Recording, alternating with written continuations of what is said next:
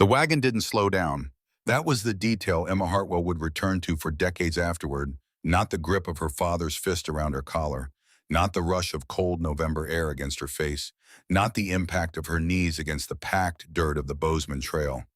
What she would remember most clearly in the way the mind preserves its most useful wounds was the sound of those wheels continuing without pause, the creak of the axle, the rhythmic labor of the oxen, the canvas flaps settling back into place as though nothing had been disturbed at all. She sat in the road and watched the wagon shrink against the Absaroka Range. The mountains were already draped in early snow at their shoulders, indifferent and enormous, and the wagon moved through the valley floor like a dark splinter, working itself out of pale skin. Emma's younger sisters were inside that canvas shell. She knew this. She knew at least one of them had looked back through the gap before the flap closed because she had seen a hand's small forefingers, the thumb tucked in the way her youngest sister always held her hand when she was frightened, reach out and then withdraw. She did not call after it. Neither did it call after her. The temperature on the afternoon of November 14th, 1873 was already falling toward what she estimated as -9 degrees Fahrenheit, though she had no instrument to confirm this. She estimated it from the behavior of the air, the way it pulled moisture from her lips immediately, the way the exposed skin of her wrists ached rather than merely felt cold, the way her exhaled breath did not drift but crystallized and dropped. These were things her mother had taught her to read not as poetry, but as data, the way a carpenter reads the grain of wood before the first cut. Useful information presented by the world to anyone patient enough to receive it. The nearest settlement with any permanent structure was Bozeman, 43 miles northeast. She had no food. She had no tools. She had no weapon of any kind. She had the clothes she was wearing, a heavy wool dress now dusty at the knees from her fall, and the worn blanket that had come down from the wagon alongside her, tossed out either by accident or by some small mercy she would never be able to confirm. She stood up, brushed the dust from her skirt with two methodical strokes, and looked at the landscape without allowing herself to look at the road that led northeast toward the settlement. Looking that direction would require her to measure the distance with her body, and her body was not yet ready to understand 43 miles. Instead, she looked west, where the creek's sound came from the soft insistence of moving water, filtering through a stand of cottonwoods perhaps 200 yards north of the trail. Then she looked at the valley itself, the way it ran, the way the slopes climbed on either side, the way the lodgepole pines clung to the western ridgeline, in the particular formation that meant good timber rather than scrub. She looked south toward the exposed sandstone outcroppings she'd been watching from the wagon for the past hour, the way the rock broke in flat plains rather than rounded chunks. Then she picked up the blanket, folded it over her left arm, and began walking toward the cottonwoods. The mind, when it cannot afford the weight of grief, finds something heavier to carry. She had been carrying what she knew for 6 months ever since the wagon train departed Pennsylvania in late April. 6 months of sitting still on a moving bench while adults around her slept or argued or played cards or stared at horizons that told them nothing specific. 6 months of watching everything that moved with purpose, because purpose was the only thing worth watching. She had watched the wheelwright, a quiet man from Ohio named Caleb, diagnose a cracked hub by pressing his ear against the wood while the wheel was still turning, the way a doctor listens to a chest for something the patient hasn't yet named. She had watched a Swedish family construct their first night's shelter from nothing but prairie sod and wooden poles, the wife directing and the husband building without apparent disagreement between them, the finished structure imperfect, but standing against a wind that had destroyed 2 tents. She had watched the blacksmith forge weld a broken hardware bracket by reading the color of the metal, rather than the clock pulling it from the fire at a specific shade of orange that meant something precise about the molecular state of the iron inside. And she had watched August Bauer. August Bauer was 62 years old, or said he was, and had the hands of someone who had spent that entire time making and unmaking things from stone. He traveled with the wagon train as far as the eastern edge of Montana Territory, where he planned to join a cousin already established near Billings, and for the entire journey he appeared to be engaged in a private lecture that happened to take place in public. He would crouch beside the evening campfires and draw in the dirt with sticks, careful diagrams of things that had nothing to do with an current situation, explaining to whoever was within earshot the principles of a masonry heating system he called in accented English that nobody seemed to find charming a kakelofen, a masonry heater. A device that could warm a cabin for 18 hours on a single fire by trapping heat inside stone channels instead of sending it straight up into the sky. Most people moved away from August Bauer's drawings the way they moved away from an unfamiliar smell. Not offensive exactly, but not their concern. One evening, a man from Virginia said, not cruelly but with finality, that they hadn't crossed 1,000 miles to build a fancy stove. They'd build a proper American fireplace. Like every sensible person, and August had looked up from his dirt diagram with an expression Emma had cataloged and kept the expression of a person watching a preventable mistake gather momentum. Emma had stayed through every explanation.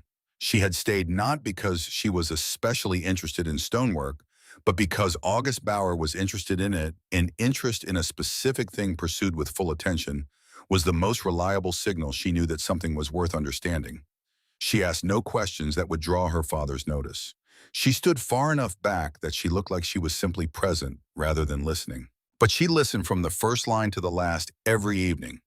And by the time August Bauer left the train at the junction, she could have drawn his diagrams from memory in any surface that would hold a mark. The creek was shallow at the bank, but deepened in a bend 30 yards downstream, cold enough to ache her teeth when she knelt and drank spring-fed from the ridge above, probably running clean all winter. She drank until her stomach pressed back against it, then straightened and began walking the bank, reading it the way her mother had taught her to read any new ground, not looking for what she wanted to find, but looking at what was actually there. Her mother, whose name was Adeze, before she took the name Anne for a marriage that required it, had been Shawnee from the river country of Ohio. She had died when Emma was 8 years old of a fever that came in March and was gone by April, taking her with it. What Emma retained from those 8 years was not language which her father had discouraged, and not ceremony which her father had prohibited. What she retained was more like a posture, the way her mother's eyes moved when she entered an unfamiliar space, systematic and unhurried, settling on each element, in turn, not to admire it, but to understand its function. The way she never picked up a tool without first establishing where she would set it down. The way she could look at a stream and tell you within minutes whether it had fish, which direction the land around it drained, whether the trees above it were healthy or stressed, what the color of the water indicated about what lay upstream. Useful information offered freely by the world to anyone who had stopped performing the activity of looking and had begun actually doing it. Emma was doing it now. What the creek bank told her, deadfall in abundance behind the cottonwoods, good fuel if she could get fire. Willows along the water, green and pliable, useful for lashing. The soil where the bank undercut itself was a dark, clay-heavy mix that held its shape when she pressed it. A game trail cut through the cattails 30 yards upstream, marked with elk droppings no more than a day old. She filed each piece into the growing architecture of the place she was building, in her mind the map that would be her only reliable tool for the foreseeable future. She found the cut bank before she lost the light. It was natural shelter in the most literal sense, where the creek's old course had carved into the hillside and left a recess 2 feet deep and 4 feet wide with enough overhang to deflect direct snowfall. She gathered every piece of dead wood within a 50-yard radius, carrying it in armloads, until her shoulders ached, stacking it against the cut bank opening as a windbreak. She wrapped the blanket around her body like a second skin and pressed into the back of the recess and thought about fire. She had no flint. She had no steel. She had no matches, which were still a luxury item in 1873 and had never been part of her daily awareness because they had always simply been present in the wagon box. She thought about the friction fire technique she had seen demonstrated once in Pennsylvania, the bow drill method, and understood immediately why it would not work tonight. The method required sustained even pressure from fingers that were already losing precise sensation in wood she could identify as suitable by feel rather than sight. She could attempt it in daylight with functioning hands. In darkness with failing hands, it would only cost her what warmth she had managed to accumulate. She thought about other things instead. Counting was something her mind did when it could not afford to feel, so she let it count.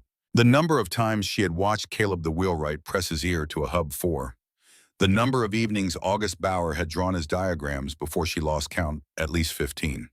The number of times she had helped her mother prepare meals before her mother died, she estimated 4,000, which seemed impossible, until she did the arithmetic, 3 meals a day, 8 years minus the ones she'd been too young to participate in, and found the number was probably higher than that. She counted the stars she could see through the gap in the cottonwood canopy above her. She counted the number of times she had thought about teaching her sisters to read in the preceding weeks, and had chosen to do it anyway, knowing what she knew about her father's rules. She arrived at a number she did not say aloud. The temperature dropped to what she would later estimate as -13. Her fingers went entirely numb even when tucked under her arms. The shaking that took over her body was not panic but pure physics, the muscles doing the only thing muscles can do when the ambient temperature threatens the core, converting glycogen to heat through involuntary movement. She did not resist it. She let herself shake and kept counting, and when the counting failed, she thought about August Bauer's drawings in the dirt, tracing the channels from firebox to exit, following the route. The smoke would take through all that stone, leaving its heat behind with every foot of travel. Dawn came gray and grudging, the light arriving before the warmth with the particular cruelty of November at elevation. She was alive. She noted this without celebration. Being alive was the entry condition for everything that came next, not the achievement itself. The first full day she gave entirely to learning the land within walking distance. This was not procrastination. It was the most important work she could do, and she had understood this from the moment she stood up in the road the afternoon before. Building anything required knowing what was available, and knowing what was available required looking before deciding. She walked the half-mile radius she had set herself in a systematic pattern, moving out from the creek bend in expanding semicircles, and everything she found she named in her mind and assigned to a category. The sandstone outcroppings on the southern slope broke into flat plains when she pried at them with a hardwood stick, the fracture line running roughly parallel to the bedding, which meant they could be stacked with their flattest faces together and would seat well. She tested a dozen pieces, turning them, looking at the fracture quality. Good material for walls, adequate for channel construction if she was careful about which faces she used for the interior surfaces. The granite she found in the creek bed was harder and denser, unsuitable for cutting or shaping without metal tools, but it had another quality: it held temperature. She held a piece of it in her hands for 10 minutes and found that it warmed slowly but stayed warm longer than the sandstone after she set it down. She filed this observation without yet knowing what she would do with it. The dead-standing pines on the western slope were dry, the wood punky near the outer surface, but sound at the core, good fuel that would burn hot and fast. The lodgepole pines on the northern slope were green and alive, too wet to burn well, but straight, uniform, exactly the diameter she would need for structural members if she ever had a blade to take them down. The game trail by the cattails connected to a wider run that curved up the draw to the northwest. Fresh tracks in the frost elk, at least 3 individuals moving in the pre-dawn hours. A smaller set of prints, older rabbit-sized. Rose hips still clinging to thorny bushes along the south-facing bank. The skin shriveled, but the fruit intact. She ate a dozen standing there, the astringent tartness flooding her mouth, and felt her saliva glands respond with pathetic enthusiasm to the first thing resembling food in 20 hours. What she was looking for, she found on the second half of the second day, a quarter-mile upstream, where the valley narrowed and the hillside pressed close to the water.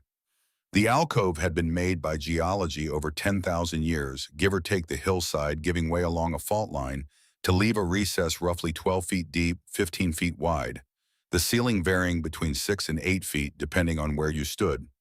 3 sides were solid earth and stone, the kind of cold, stable mass that would not shift with frost and thaw. The exposure was south, which meant the winter sun low on the horizon from November through February would strike the opening directly during the hours it was above the ridge line. The ground inside was level or close enough to be made level with minimal work. The earth on 3 sides represented months of construction already completed, not by any human hand, not by any plan, but by the patient indifference of the mountain doing what mountains do. Emma stood in the center of the alcove and looked at the opening, 15 feet wide, 4 feet of wall at either edge to reach the solid hillside. She would need to close that opening and put a door in it. 1 wall, 1 door, a roof, and 3 walls were already standing. And a chimney, a specific kind of chimney. Nothing is built correctly until the heat is built correctly first. She heard the words in August Bauer's voice, the accent laying stress on the second syllable of correctly, the way his hands moved when he spoke about heat, as though he were handling something real. She had not known, standing at a respectful distance from his campfire diagrams, that she was memorizing a survival manual. She had known only that his attention to the subject was complete, the way complete attention always signals something worth understanding. She sat down on the floor of the alcove with her back against the solid stone of the rear wall and felt the difference.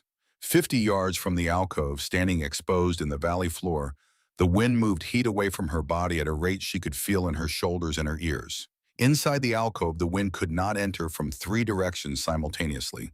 The earth on 3 sides was cold, profoundly cold, but cold in a stable way, not the aggressive searching cold of moving air. There was a difference between cold you fought and cold you simply occupied.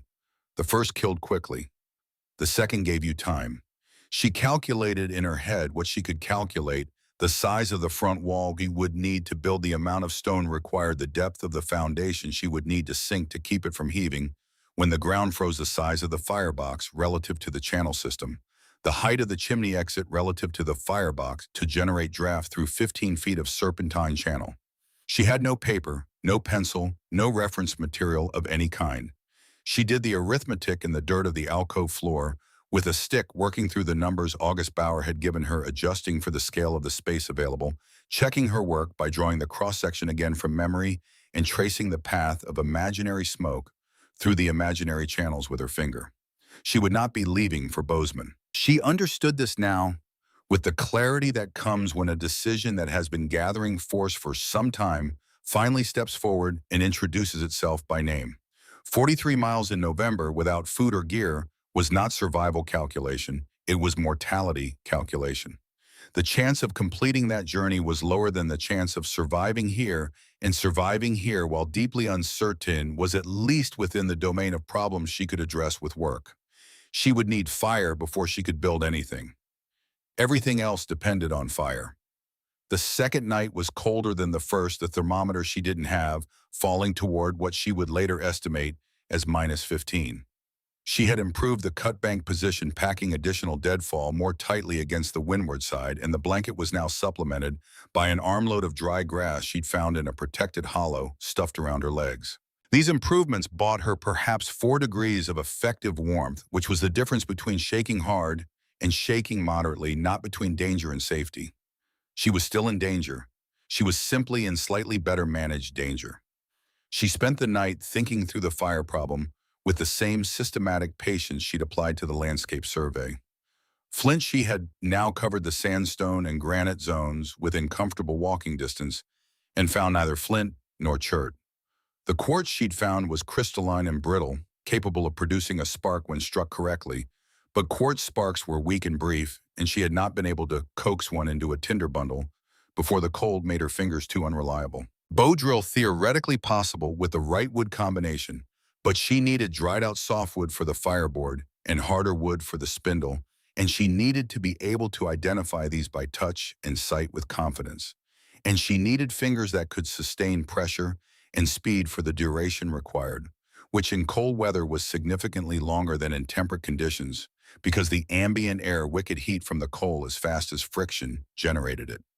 On the third morning, she found the dead rabbit.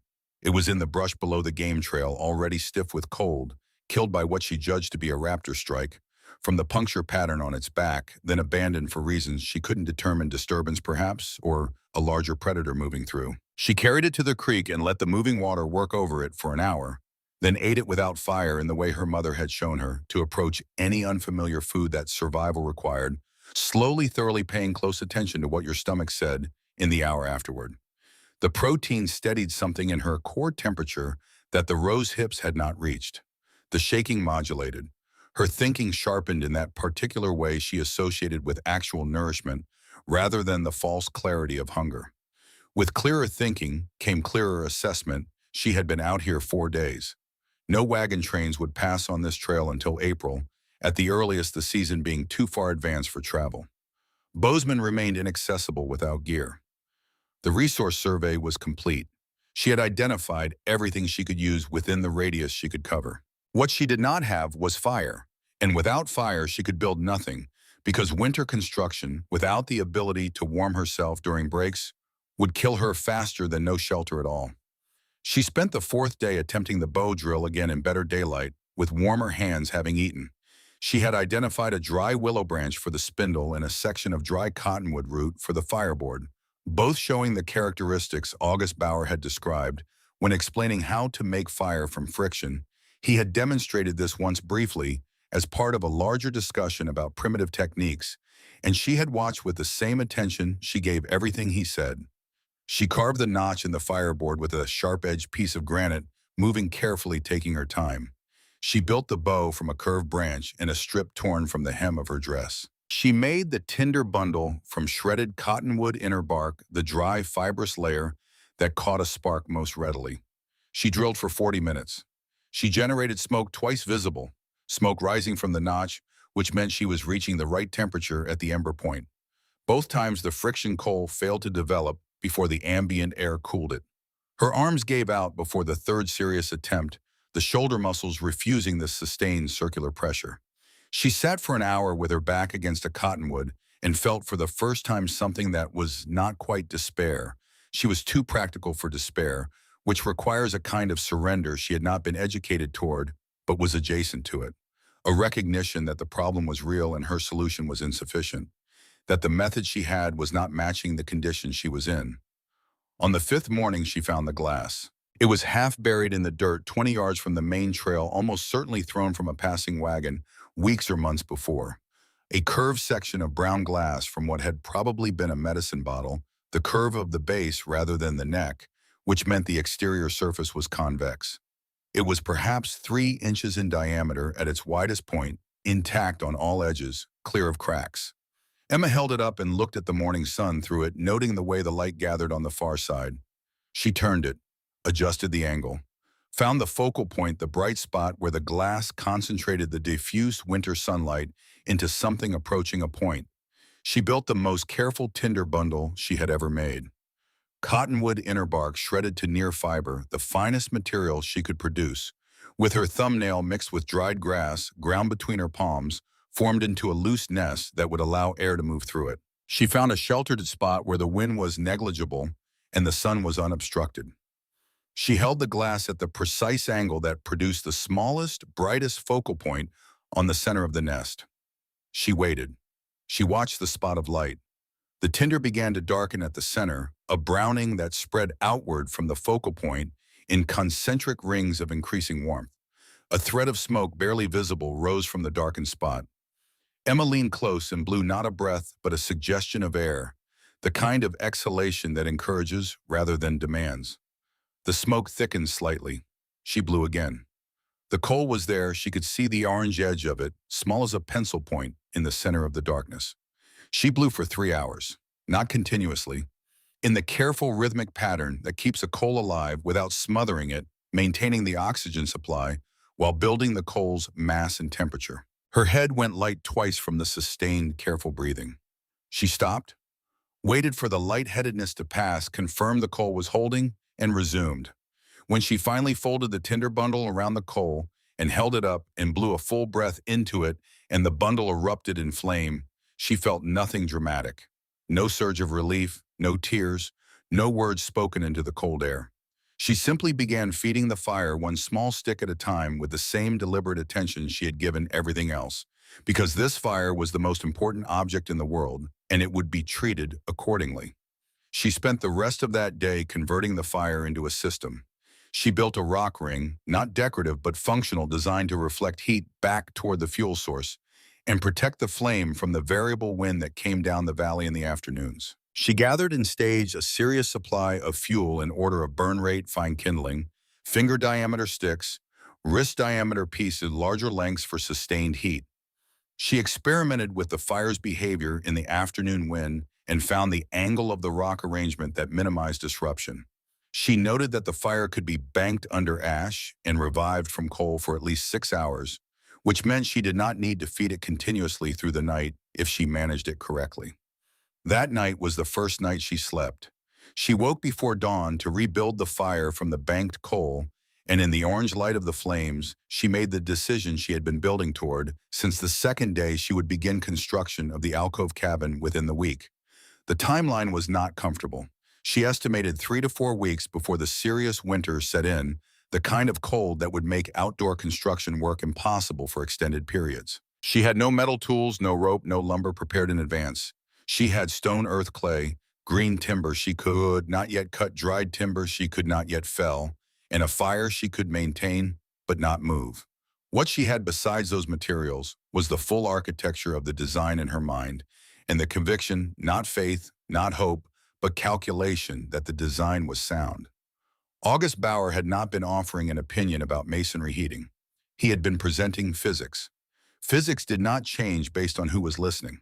She spent the next 3 days doing what she could with what she had, digging the foundation trench across the 15-foot opening of the alcove, using a hardwood digging stick and flat sandstone pieces as scoops, removing the loosened earth in the blanket and carrying it away from the building line.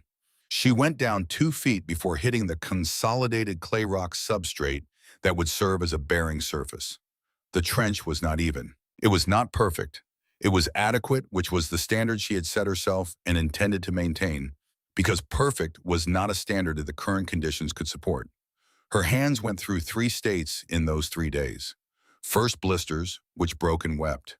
Then a raw open stage that made every stone contact a specific event. Then the beginning of callus formation, the skin making its own decision about what was being asked of it. She noted each transition with the detachment of a field observer recording climate data. The pain was information. It told her when to stop for the day and when she had margin to continue. She was on her knees pressing a fitted stone into the mortar run she'd laid in the foundation trench creek, clay mixed with fine sandstone grit in the proportion that dried hardest, which she determined through experiment over 2 days when she heard the mule. The sound of a shod hoof on frozen ground is specific and carries far in cold, still air. Emma did not startle. She set the stone down carefully to preserve the mortar contact she'd achieved, stood and turned toward the sound. A man on a brown mule was coming along the creek bank from the north, moving at the slow pace of someone who was going somewhere specific but was not in any hurry to arrive. He was old, she put him at late 50s, with a weathered face that held the particular stillness of someone who had spent years outdoors in conditions that punished expressiveness. He wore a heavy canvas coat and a hat pulled down hard. He saw her when the mule rounded the cottonwood stand, and he slowed without stopping, looking at the worksite with the evaluating attention of a man who had built things himself. He stopped the mule at the edge of the cleared area and looked at the foundation trench, the stacked stone supply, the alcove itself with its 3 natural walls, and the beginning of structural work at the base of the opening. He did not speak for almost a full minute. Emma did not fill the silence. Finally, he dismounted, ground-tied the mule to a cottonwood branch by long habit, and walked to the edge of the foundation trench. He crouched and looked at the stonework she had laid. He ran his thumb along one of the mortar joints, testing the set. "You're the Hartwell girl." The way he said it was not a question. "The one they put off the wagon." "Yes, sir." She held his gaze without challenge or deference, just confirmation. He looked at the mortar joint again, then at the fitted faces of the stone, then back at the alcove's natural rear wall. "You're planning to winter here, in this." "I'm planning to build here. Estimate I have about 3 weeks before the heavy weather. Figure that's enough." He did not laugh. She had been expecting him to laugh the way adults had laughed at things she said since she could remember the laugh that was not amusement but dismissal wearing amusement's face. Instead, he stood, turned from the foundation, and walked around the perimeter of the worksite with the slow, deliberate movement of a man conducting an inspection. "This stonework is good," he said as though the judgment surprised him mildly. "Joints are tight, no bridging in the mortar." "Where did you learn stone?" "August Bauer. He traveled with our wagon train. He explained masonry construction most evenings for the first 3 months of travel." The man stopped walking, looked at her directly for the first time with something other than assessment. Crazy August Bauer, who wouldn't shut up about his Russian stove. "That's him. I don't think he was crazy. I think he was the only person on that wagon who understood what people were going to need when they got here." The man was quiet for a moment. Something shifted in his expression that she could not precisely name, a recalibration of some internal measurement, perhaps. "I'm Georg Steiner. I've had a homestead 7 miles north along this creek for 3 years." He looked at the stacked stone supply, then at the alcove, then back at the foundation. "I've watched 2 families freeze in their first winter because they ran out of wood in January. Lost another man last February when his stovepipe overheated and caught his cabin wall.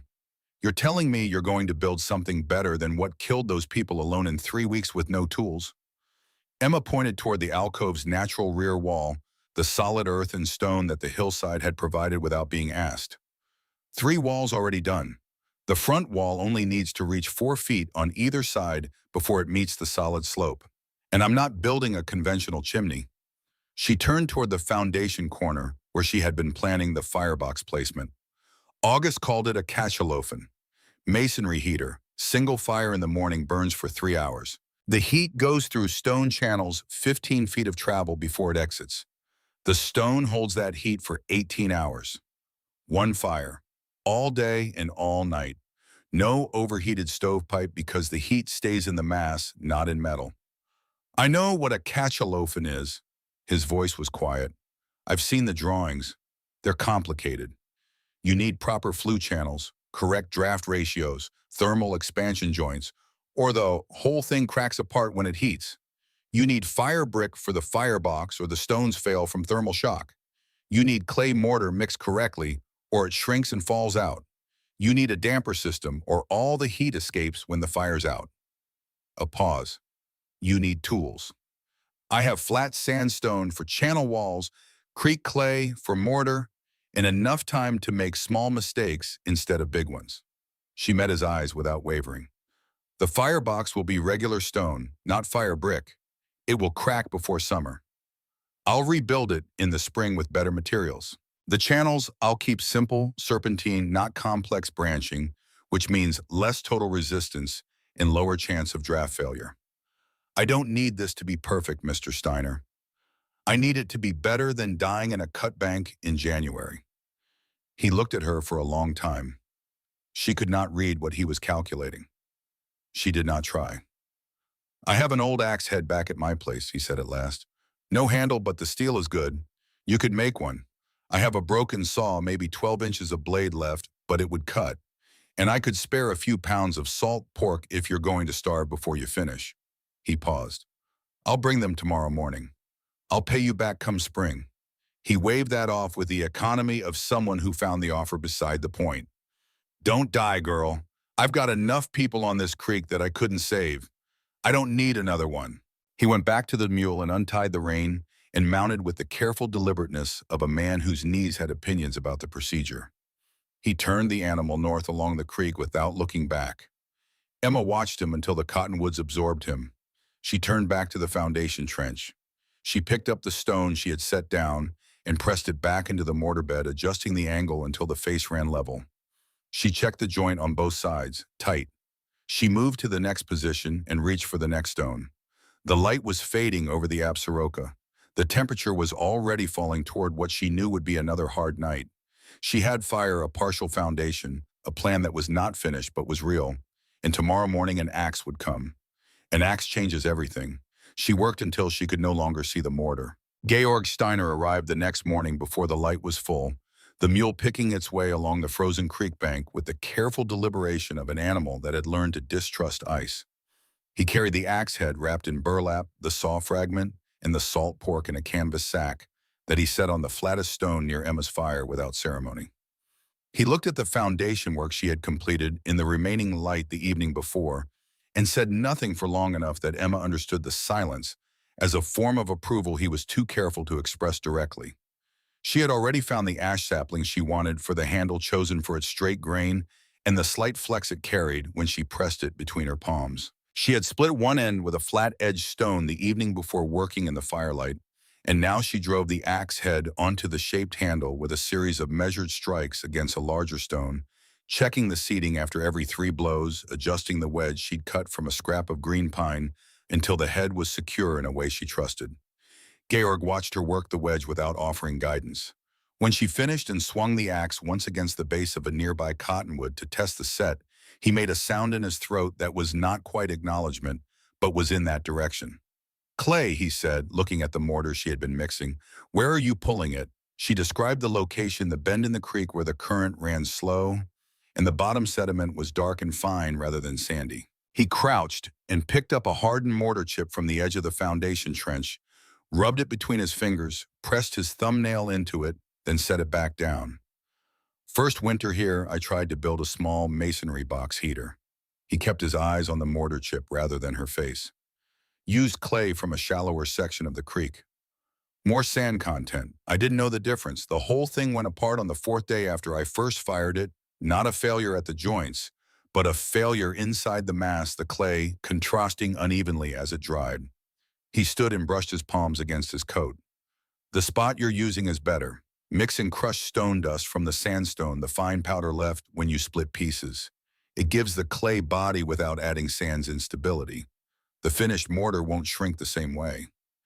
Emma had been about to ask him how he knew the distinction, but she stopped herself because she already understood the answer. He knew it the way anyone knows something they learned the hard way completely, and with a specific kind of authority that only comes from having been wrong first. She adjusted the mix that afternoon, working the powdered sandstone through the clay in the proportion he'd described, and when she pressed a test batch against the stone and let it begin to set, she could feel the difference in the way it adhered. With the axe, she could take trees. This was not a small change. Every construction problem she had been turning over in her mind since the day she first stood in the alcove had some version of a timber solution at its base, and timber had been the one resource she could see in abundance and could not access. The lodgepole pines on the northern slope were straight the ones she had been watching for a week, the way a person watches something they cannot yet have, and now she could have them. She selected not the large trees, but the ones roughly 6 inches through at the base, manageable weight, sufficient structural strength, uniform enough to stack predictably. She felled 5 the first afternoon, trimmed them where they lay, and spent the fading light dragging them individually to the worksite. Her arms registered the work differently than her hands had registered the stone laying. Stone laying was static force, sustained pressure against resistance. Tree felling and dragging was dynamic force, the whole body working in sequences rather than sustained holds, and the muscles that had begun to adapt to one were now being asked to adapt to the other simultaneously. She ate the salt pork that evening in careful portions, understanding that the caloric arithmetic of what she was attempting had shifted significantly with the addition of axe work. The design for the front wall had been clear in her mind since the first full day in the alcove, but clarity in the mind and clarity in the hands were different disciplines. The plan was 2 parallel log frames separated by 4 feet, the space between them packed with fitted stone and rammed earth. The inner frame would carry the roof load, the outer frame would face the weather, and the mass between would insulate and store thermal energy that the masonry heater would push into the cabin from inside. She could not build both frames simultaneously alone, so she built the inner frame first, running the bottom log in the foundation trench she had dug, notching the corner joints with the axe in the style she had watched the carpenter Caleb use on wagon repairs, a half notch, rather than a full saddle, because the full saddle required more precision than her current skill with the axe reliably produced. Georg appeared 3 mornings that first construction week, always before the light was full, always departing before noon. He did not build for her. He stood at angles that let him see what she was doing, and occasionally said a single sentence, the kind of sentence that corrected the direction of work without stopping it. The corner joint on the inner frame was crowning. He said this pointed at the source of the problem, which was a slight bow in the log she'd used for that side, and suggested she rotate the log so the bow ran horizontal rather than vertical. The French drain she'd begun digging along the rear wall was running at an angle that would direct spring melt toward the alcove, rather than away from it. He said this drew a corrected line in the frozen earth with the toe of his boot and left her to redirect the excavation. He was not teaching her, he was correcting errors before they became permanent, which was a different thing with different stakes. On the 3rd morning he arrived and found her already working a full hour past dawn, and he stopped at the edge of the clearing and looked at her hands rather than the construction. "You're losing weight faster than the work requires," he said. "You need more food." "I'm aware of that." She set a log end into position. "The rabbits aren't cooperating."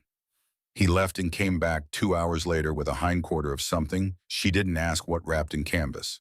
He set it on the stone shelf she'd built inside the alcove to keep food elevated off the ground and walked back out. She let the work absorb another hour before she stopped and cooked a portion of it, and the change in her energy level by the afternoon was specific enough to be measurable. Not in mood, which she had learned to treat as an unreliable instrument, but in the quality of her grip and the accuracy of her axe swings. By December 3rd, the inner log frame was standing. By December 6th, the outer frame was up, separated from the inner. By 4 feet of open space, she had begun filling with the fitted sandstone and rammed earth that would form the wall's thermal mass. The work was slow because the fitting required care. Loose stone would shift, and the wall would have no lateral stability. And care at this stage of winter meant working in cold that made her fingers lose fine sensation after 40 minutes of exposure. She learned to plan each session as a series of stone placements she could complete before the fingers failed, then retreat to the fire to recover sensation, then return. 20 minutes of stonework, 10 minutes at the fire.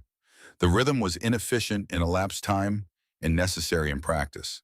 She was on her knees packing earth into a cavity in the wall section when she heard a horse approaching from the west, which was not the direction Georg came from and was not the direction the main trail ran. She stood and turned. The man who rode into the cleared area had a soldier's posture, the particular quality of uprightness that comes from years of having uprightness, reinforced by consequence. And he was perhaps 40 years old, broad in the shoulders, wearing a good coat that had been worn hard. He surveyed the site with the unhurried, comprehensive attention of someone who assessed things professionally. Cal Donovan had taken a land claim 5 miles west and was building a proper log cabin with a conventional fireplace, a fact he established early in the conversation with a confidence that suggested he expected it to matter. He was a former Union Army engineer who had spent the war building things under pressure, and he looked at Emma's construction with the expression of a man who had found a list of problems he had been trained to identify. "First issue," he said, dismounting and walking to the chimney foundation Emma had staked out in the alcove corner. "That chimney mass is going to create a point load on your floor that your foundation doesn't account for. When the ground freezes beneath it, differential heaving will crack the base and the whole channel system goes with it." Emma kept working the earth into the wall cavity. "The chimney foundation goes down 30 inches to bedrock. It's not bearing on frost-susceptible soil." He moved to the mortar joints in the partial firebox she had begun constructing in the rear corner. He pressed his thumbnail into the mortar at 3 points, testing the set.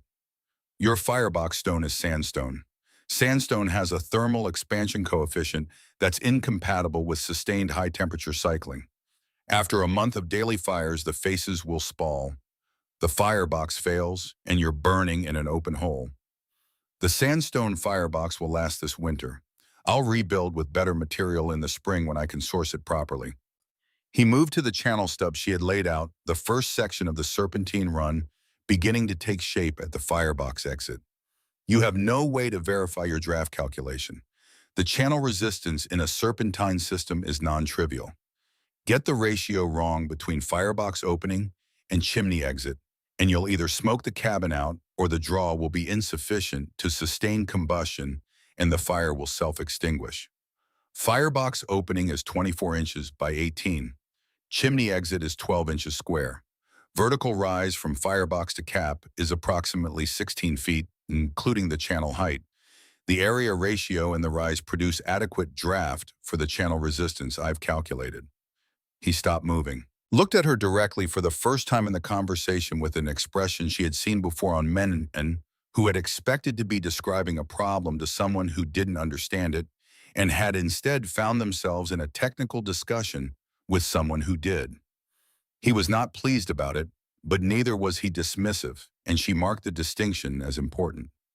"Your spring melt situation," he continued, "you're building into a hillside. The slope above this alcove will produce significant runoff in March and April. Without serious drainage management, French drain along the rear wall redirecting the slope's drainage around the east side of the structure. The trench is already dug." She pointed. He walked to it. He looked at the line and the grade she had established, the way the trench curved away from the alcove wall rather than parallel to it. He looked for a long moment. He had 4 problems, and she had answered 3 of them completely, and the 4th in a way that was at least defensible. But he was right about one thing she had not fully solved, and they both knew it. And the difference between this conversation and all the previous ones, it was that she was willing to say so. The creek clay she was using was adequate for the channel sections and the general mortar work. For the firebox interior, where temperatures during active burning would reach levels that exposed every weakness in the mix, the variable composition of the creek clay, the way it shifted from one batch to the next, based on exactly where she dug, was a genuine risk.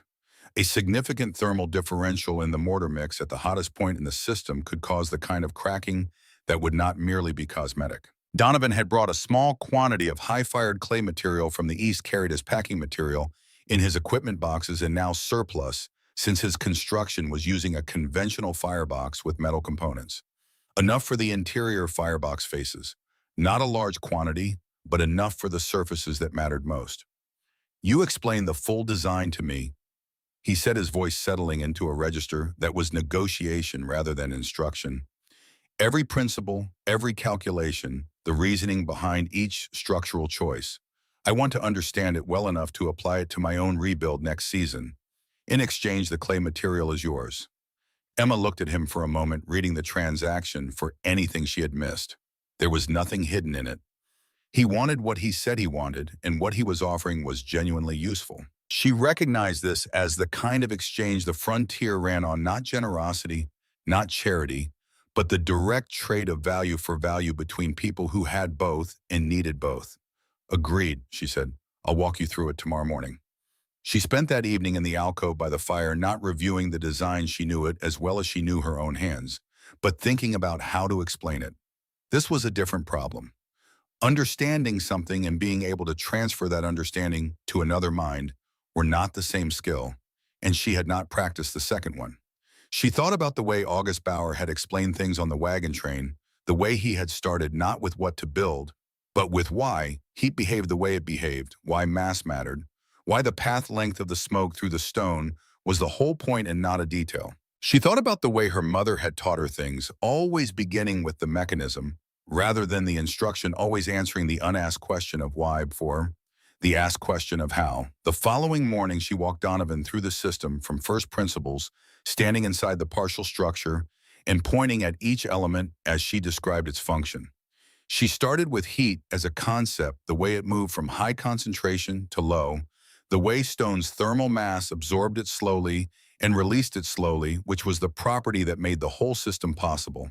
She described the firebox geometry and why the proportions mattered. She described the serpentine channel as a mechanism for extending the contact time between hot gas and stone, each foot of travel meaning more transfer, the cumulative effect being that by the time the exhaust gas reached the chimney exit, it had given up the majority of its usable heat to the surrounding mass rather than venting it to the outside air. Donovan asked precise questions. He challenged two of her assumptions about the draft calculation, and she walked through the arithmetic again with him, and when they reached the same conclusion by different paths, he made a small sound of confirmation that was not quite satisfaction, but was close. He stayed through the afternoon and helped set the firebox interior faces using the clay material he'd brought, working with a precision she hadn't expected and didn't comment on because commenting on it would have introduced a tone into the work that the work didn't need. He left before the light failed. He did not look back. She understood that this was simply how he moved through the world, fully present and then completely absent with nothing in between. The roof went up on December 14th. The lodgepole logs she had prepared ran across the top of the inner frame wall, notched into position at regular intervals, creating a platform she then covered with a layer of bark, stripped from the felled trees, the bark's natural grain running perpendicular to the direction of likely water travel, followed by 14 inches of earth rammed firmly into place. The weight was significant, and she spent an anxious hour checking the corner joints of the inner frame for any sign of movement under the load. The joints held. The frame she had built was overbuilt in the way that first constructions are always overbuilt by people who distrust their own calculations, and in this case, the overbuilding was the right decision. She left the chimney exit gap at the forward left corner as planned, building the stone surround up through the roof layer and sealing it with a clay cap she would finish once the channel system was complete. Inside the alcove, which was now a cabin, with a roof and 3 earthen walls and 1 thick composite wall facing south, the temperature difference from outside was already measurable. No fire had been lit yet in the masonry system. The earth insulation was doing its work simply through mass, and the absence of wind holding the interior perhaps 8 degrees warmer than the outside air, which on December 14th was -7. The chimney channel work took another full day to complete, Emma working by firelight in the afternoons when the exterior temperature dropped below what her hands could manage. The serpentine path ran precisely as she had laid it out in her mind through the long, shaking nights in the cut bank 3 weeks in an entire survival education ago. From the firebox, the first channel rose vertically for 2 feet, then turned horizontal and ran along the rear wall for 5 feet, then turned again at the corner and ran 4 feet along the partial side wall toward the front of the cabin, then rose again in the vertical exit stack that would carry the remaining exhaust gases up and out through the chimney cap. Every interior surface of every channel was faced with the flattest, tightest fitting sandstone she had been able to find, the joints mortared with the adjusted clay mix and smoothed to minimize turbulence in the gas flow. The total interior path from firebox to exit was 18 feet, 18 feet of stone surface in contact with hot exhaust gas for as long as each fire burned. She built the first fire on December 15th. Outside, the temperature had settled at -11, and a light snow had been falling since mid-morning, the kind of fine, dry snow that accumulates without wind and makes the world quiet in a way that is beautiful until you are standing in it. Emma had staged the fuel carefully dry lodgepole in graduated sizes, the largest pieces split to accelerate full combustion, everything inside the cabin, rather than stored outside where moisture and freeze would affect the burn quality. She started the fire small in the center of the firebox, feeding it gradually over 20 minutes until it reached the sustained combustion state. She needed not a roaring fire, but a steady, serious one, the kind that generated heat rather than flame. The smoke went into the channel. She could hear it, a low, resonant pull through the stone passages, a sound she had imagined but never heard. And hearing it was a different kind of information than imagining it. The sound told her the draft was working. The channel system was drawing. She fed the fire more fuel and listened to the draw strengthen as the channel warmed and the convective pressure increased. Then the sound changed. A back pressure pulse, subtle but specific, and a thread of smoke appeared at the first channel joint near the firebox exit, pushing outward rather than inward. The draft was insufficient. The channel resistance was slightly higher than her calculation had predicted, probably due to minor irregularities in the channel interior that the calculation couldn't account for, and the vertical rise of 16 feet was not quite producing enough convective pressure to pull reliably against that resistance. The smoke found the path of least resistance, which was backward through the joint gap rather than forward through the channel. Emma killed the fire. She stood in the smoke-tinged interior and looked at the chimney cap she had built at the exit. The problem was not the channel design. The problem was the pressure differential, which could be addressed by increasing the vertical rise, more height at the exit meant more driving pressure through the entire system. She climbed to the roof in the light snow, working in the cold that was now -13 with the sun going down, and added 7 courses of fitted stone to the chimney stack, bringing the total exit height to approximately 19 feet above the firebox. She capped it again, came down, rebuilt the fire. This time the draw was clean. The sound it made was different from the first attempt in a way that was immediately recognizable, not the labored, irregular pull of a system fighting its own geometry, but a steady, even movement of gas through the passages, each channel contributing its resistance and receiving its draw and balance. She fed the fire for 3 hours, building the mass of the masonry up through its temperature range from cold to warm to hot at the surfaces nearest the firebox, the warmth moving outward through the stone in the slow thermal wave that mass propagation produced. By midday, the firebox stone was too hot to touch for more than a moment. By mid-afternoon, the first channel stones were radiating warmth she could feel from 3 feet away, a dry, even heat that had nothing of the sharp edge of a flame's radiation, and everything of the patient, penetrating warmth of heated mass. By the time the light began failing, the cabin air temperature had reached 44 degrees, and outside the temperature was falling through -20. She banked the coals, sealed the firebox with the flat stones she had cut for the purpose, and lay down on the sleeping platform she had built from poles and pine boughs. She woke once near midnight, reached out in the darkness, pressed her palm flat against the channel stone nearest the sleeping platform. The stone was warm, genuinely warm, perhaps 90 degrees at the surface. She held her hand against it for a full minute and felt the warmth move through her palm and into the bones of her hand, and for the first time in a month, the bones of her hand were simply warm, not damaged, not managing cold, just warm. She slept until dawn. Georg came by 3 days later and stood in the doorway of the cabin for a long moment before entering. He put his hand against the channel stone the way she had put her hand against it in the night, and he stayed like that for a long time. -22 last night, he said, by my thermometer. He looked at the firebox the channel runs the ceiling, the earth-insulated walls. How much wood did you burn? She showed him the remaining stack inside and described what she had started with. His expression was the expression of a man doing arithmetic. He did not expect to produce the number it produced. One fire, he said. One fire, and it held through the night. I didn't listen to him when I had the chance, Georg said, with the precision of a man being accurate rather than harsh. You did. That's the difference. He was quiet for a moment. I'm going to tell people about this design. The families that came in this fall, the ones building down valley, they need to know there's a different way. Ruth Cassidy arrived 4 days before Christmas on a horse that showed the gauntness of a working animal in hard country.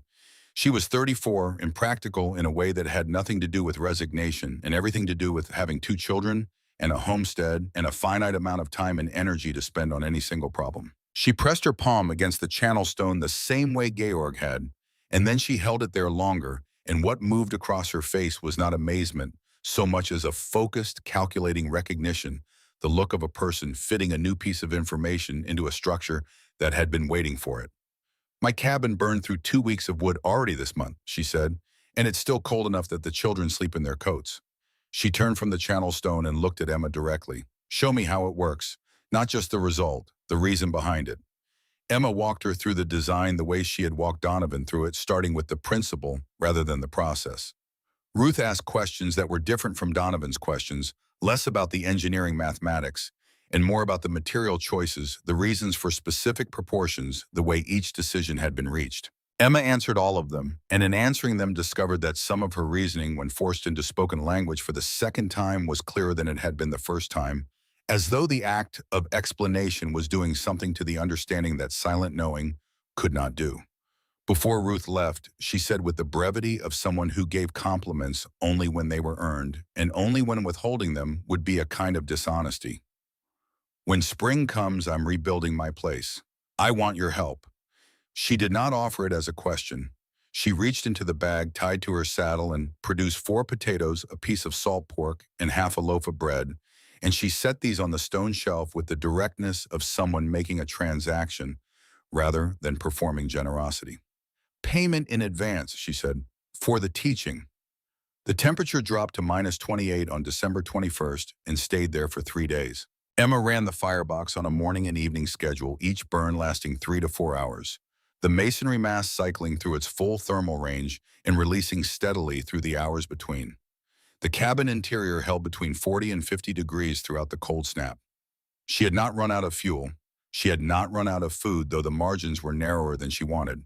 She had not been cold enough to stop functioning, which was the only standard that mattered. She thought about the Johnsons, a family Georg had mentioned, settled in a cabin 5 miles to the east. A husband and wife and 3 young children, using a conventional fireplace and a winter supply of wood that had seemed generous when they stacked it in October. She thought about this in the way she thought about all problems she could not directly solve. She recorded the fact of it and returned her attention to what was in front of her. Georg brought the news on December 23rd, along with a sack of cornmeal, some dried beans, and hardtack. He set the food down and said, without framing it, "Merry Christmas," and left before she could row on, the mule already moving when the words finished. She let him go. Some things were given more honestly when there was no one standing there to receive them. Frank Aldridge arrived on December 27th with the methodical timing of a man who planned his movements around weather windows.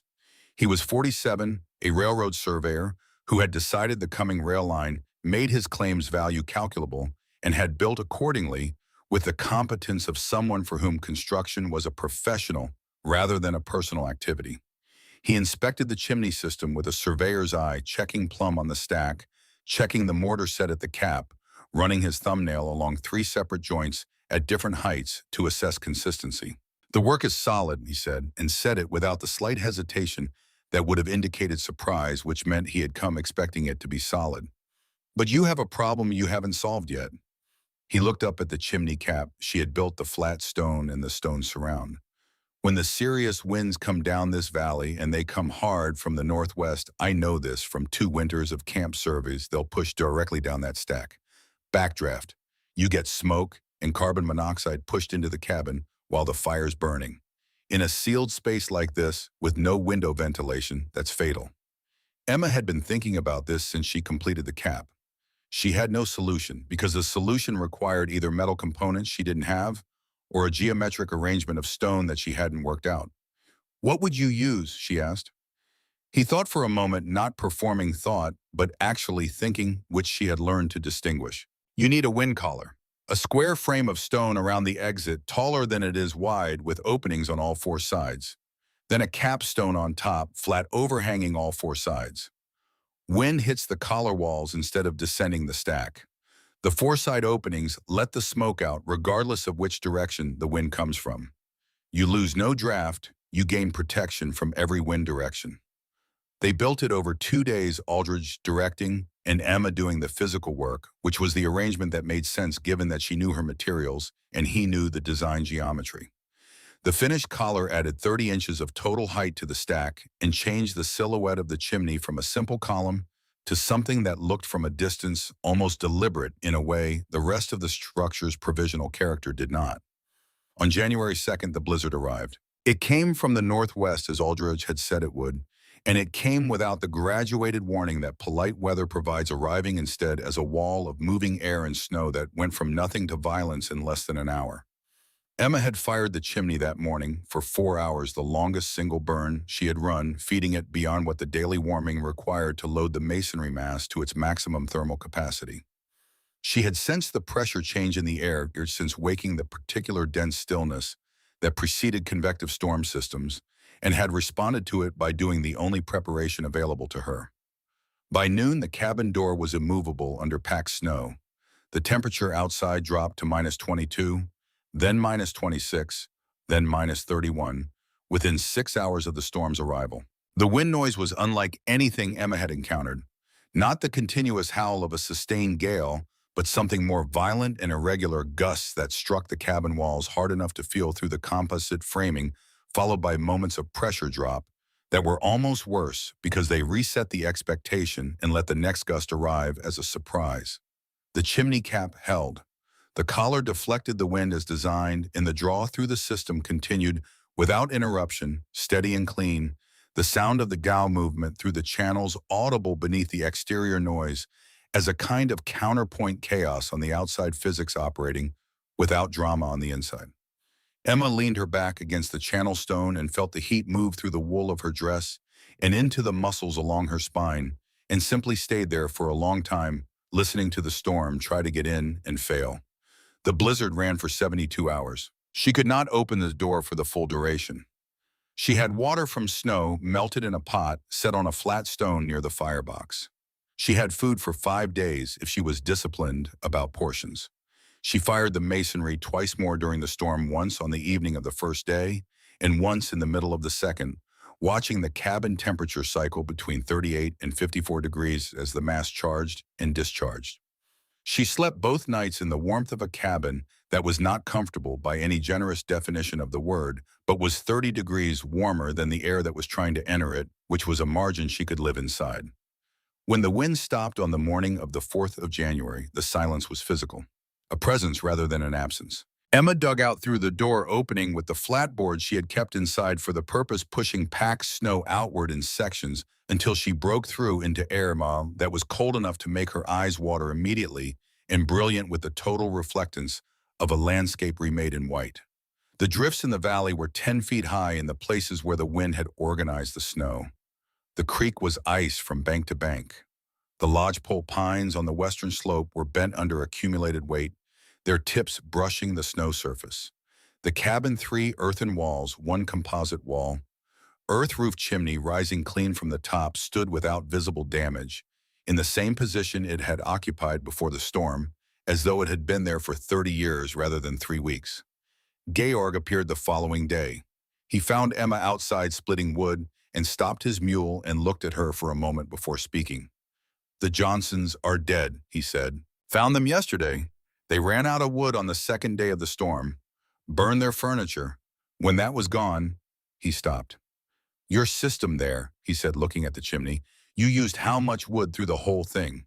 She told him the approximate quantity. He closed his eyes briefly, making a calculation she understood without needing it explained. They had 4 times that amount when the storm started, he said. He looked at the chimney again, and in his expression was something that had gone past grief into a cooler region where the loss had been translated into information, because information was the only thing you could do something with. I'm telling every family still standing what you built here. I'll take them through the design myself if I have to. January was long in the way that only winter months at altitude are long, each day indistinguishable from the one before in terms of temperature and light, and the specific quality of white that the snow produced. Emma maintained the cabin without significant difficulty. The masonry system performed within the range she had predicted. The food situation was the variable that sat outside her control, the snares she had set along the creek, producing 3 rabbits in 2 weeks, which was enough to prevent the terminal kind of weakness, but not enough to sustain the kind of physical labor that serious construction required. She worked in shorter sessions and rested more than she wanted to. The warm spell arrived in the second week of February as a single day of temperatures above freezing that melted the snow surface before a hard freeze that night glazed everything in a half-inch of ice. The effect on the game population was immediate and complete. The animals retreated to cover that the ice couldn't penetrate, and the snares Emma checked every morning came up empty for 5 days and then 7 and then 9. Her food ran out on February 12th. She boiled pine bark for the tannic water it produced, which her stomach recognized as food in the way a starving person recognizes a word for bread as almost the thing it describes. She chewed strips of leather from the side of her boot that had become too worn for structure. She felt the particular thinning that starvation produces not in the muscles first, but in the quality of thought, the way sustained reasoning became effortful in the way it had not been since the first terrible night in the cut bank. On February 14th, she was too weak to carry the wood inside for the evening fire. The cabin temperature dropped through the night to -4. She lay against the cooling channel stone and felt it give up its last warmth and thought about the design not in distress but with the analytical clarity that sometimes comes at the edge of capacity, the way a system reveals its properties most clearly when it is running at its limit. The masonry had held heat for 18 hours after the last fire. She had been right about the number. The number was not wrong. On February 15th, Cal Donovan came through the door. He carried a haunch of elk meat in one hand and a cloth sack in the other. He hung the meat from the roof pole with practiced efficiency, set the sack beans by the weight of it on the stone shelf, and turned to look at the coal firebox and the coal channel stones, and Emma wrapped in her blanket against them. Your design works, he said, his voice carrying the particular flatness of a man delivering a technical assessment he had held for some time and is only now ready to make. I spent January rebuilding my firebox along the principles you described. It's been operating efficiently for 3 weeks. He looked at the cold stone for a moment. I figure the engineering explanation was worth something in return. He looked toward the door without making for it immediately. I was wrong about the foundation, he added, and the draft calculation. You were right about both. He said this the way a precise man states a correction in his own records, not with difficulty, not with performance, simply as a fact that needed to be in the right column. He left without waiting for a response. Emma moved to the firebox and built the smallest fire that would sustain itself, feeding it fragments until it had enough mass to hold without her attention, and then she sat back and let the warmth begin its slow migration through the channels. She opened the sack, beans dried and dense. She measured a portion into the pot she set near the developing heat. She looked at the elk meat on the roof pole and understood that the immediate crisis had a defined end, which was a kind of knowledge the preceding weeks had not offered her. That night, by the recovering warmth of the channel stone, she found the piece of bark she had been saving for a purpose she hadn't fully defined. She took a piece of charred stick from the firebox edge and began writing. Not a letter exactly, she had no way to send it, and nowhere certain to send it to, but addressed to her youngest sister, the one whose small four-fingered hand she had last seen withdrawing through the canvas flap in November. She wrote about the stone, about why the serpentine path mattered, about the reason mass held heat longer than open air, and why this was important to understand before you built anything meant to keep someone alive. She wrote in the simplest language she could find, because she was writing to a child, and explaining something to a child requires that you understand it completely yourself without the gaps that technical vocabulary can hide. She wrote for an hour, the bark filled. She looked at what she had produced and recognized in the quality of the explanation that she had not been writing for her sister at all. She had been writing for anyone who would need to understand this and had not yet been given the chance to learn it. She set the bark on the stone shelf next to the beans. The fire in the masonry system burned through to morning, and the channel stone was warm when the light came. Spring did not arrive in Montana territory the way it arrived in the places Emma had left behind. There was no gradual brightening, no slow progression of warmth that permitted a person to trust the change before it was complete. What came instead on the morning of March 4th was a single degree of temperature above freezing, announced by the particular sound of water moving under ice at the creek bend, a sound that had been absent since November. Emma heard it before she was fully awake and lay still for a moment identifying it, then got up and went outside. The snow was not melting yet in any visible way. The change was in the air, a quality of moisture and pressure that was measurably different from the air of February, and the creek sound was the only physical evidence that the season had actually shifted. Emma stood in the cold outside the cabin door and listened to it for a long time before she began the inspection she had been planning since December, the systematic assessment of every construction decision she had made in the condition of emergency and was now able to evaluate in the condition of survival. She moved around the structure in the same expanding semicircle pattern she had used to survey the landscape in November, but reversed, moving inward toward the building rather than outward from a central point, examining the outermost elements first before working toward the most critical interior systems. The French drain along the rear wall had held its grade through the freeze-thaw cycling of January and February. The trench walls had not collapsed, and the slight movement of water she could already detect along the bottom of the trench told her the design would function when the real melt came. The outer log frame of the composite wall showed no significant movement at the corner joints. The earth packing between the frames had compressed, which she had anticipated, and would need to be supplemented before the following winter, but the compression was uniform rather than differential, which meant the wall was settling as a unit rather than as separate failing components. The roof was the thing she had been most uncertain about since she built it. 14 inches of rammed earth on top of lodgepole log spans was a load calculation she had made with more confidence than precision, and 3 months of freeze-thaw cycling represented exactly the kind of sustained stress test that revealed the difference between a calculation that was right and a calculation that had been lucky.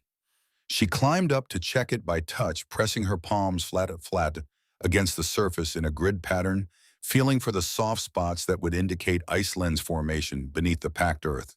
The surface was uniformly firm. The bark underlayer she had laid against the log spans had done its work. She found one small area of surface cracking near the north edge where runoff had found a concentration point, nothing that a single afternoon of repair work would not address. The masonry system she examined last, working from the chimney cap down through each channel junction to the firebox base. The wind collar Aldridge had helped her build was intact, every joint solid, the capstone seated without movement. The channel stones at the upper serpentine run showed the surface discoloration of repeated thermal cycling, but no structural compromise. The mortar at the channel joints was continuous, no cracking visible from either the interior or exterior faces. She reached the firebox and found what she had been expecting to find.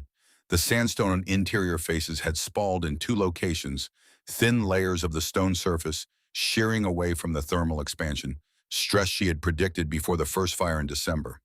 The structural integrity of the firebox box itself was unaffected. The damage was to the interior lining, only exactly the category of failure that could be addressed with replacement stone before the following winter. She stood in the cabin with the morning light coming through the open door and understood that the structure had passed its examination. Not with perfection, she had found 4 items that required attention before the next winter season, but with the fundamental soundness that she had designed for and worked toward and bet her life on through the coldest 3 months Montana had offered in recent memory. What the cabin had revealed through the process of surviving in it and then methodically checking it was the difference between the thing she had carried in her mind since August Bauer's campfire diagrams and the thing she had actually built.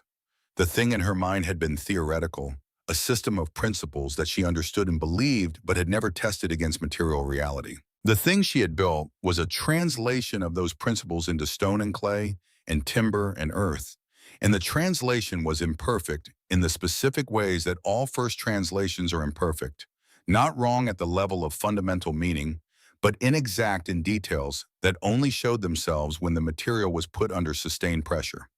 She found the bark letter she had written in February and read it again in the morning light. She set it on the shelf and went to work. The snares she checked that morning held 2 rabbits.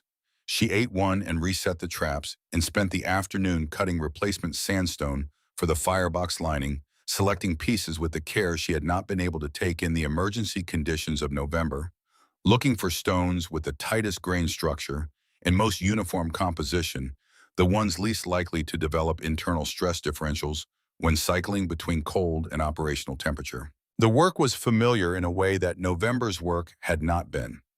In November, she had been learning the material as she used it. Now she was simply using material she knew.